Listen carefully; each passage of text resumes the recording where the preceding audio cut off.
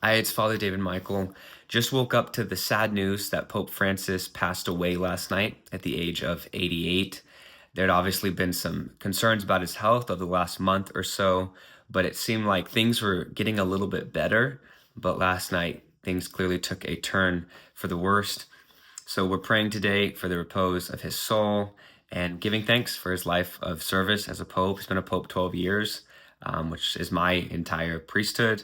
So entering this time of mourning as a church at the loss of our spiritual father, I was thinking about a quote that I learned about when I was a chaplain in the hospital. One of the older chaplains said that sometimes death comes as a thief in the night, and sometimes death comes as the end of a poem. And I do think that even in this time of mourning, there is something poetic about having the chance to pass on Easter Monday morning.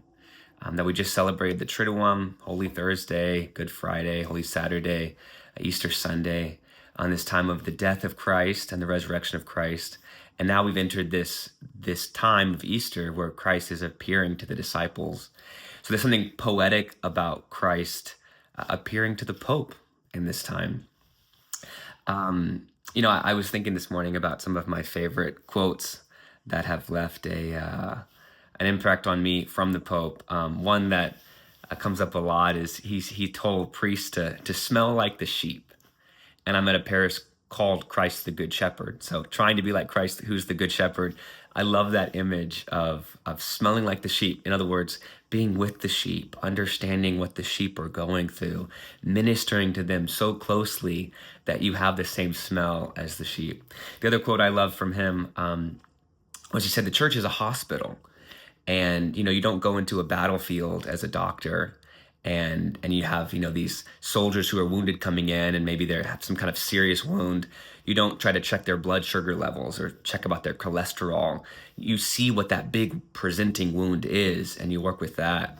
And for me, that's a great model as a priest, to make sure we're focused on the right things with people, to make sure we're healing them where they need to be healed.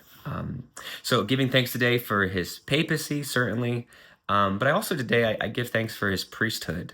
He was a priest much longer than he was the Pope. And, I know firsthand that it means hearing confessions and saying mass and doing marriage preparation and anointing the sick. And he prepared so many for death.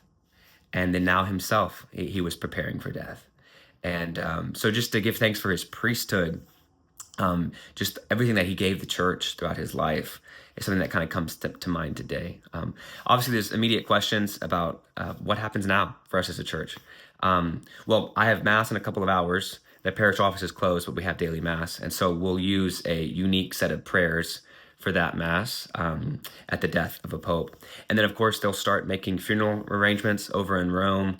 There will be visitations, all those kinds of things. And then in the next couple of weeks, it seems like they would then start a conclave to elect a new pope. If you're interested in that, I can try to find some time to put out a video with what that process sort of looks like. But for now, please pray for the repose of the Pope's soul. This, as Catholics, being able to pray for someone is how we can love them. That once people have died, there's only so many ways we can love them.